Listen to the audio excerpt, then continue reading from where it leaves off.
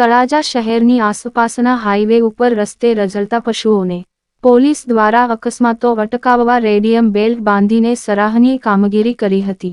ભાવનગર જિલ્લાના તળાજા શહેરથી ભાવનગર જતા હાઈવે ઉપર તેમજ મહુવા જતા હાઈવે ઉપર અવારનવાર રસ્તે રઝળતા પશુઓના કારણે નાના મોટા અકસ્માતો થાય છે અને આવા અકસ્માતોમાં કેટલાક લોકોએ અને પશુઓએ જીવ ગુમાવ્યા હોવાના પણ બનાવો બની ચૂક્યા છે। ત્યારે આજે તળાજા પોલીસ દ્વારા સરાહનીય કામગીરી કરવામાં આવી હતી।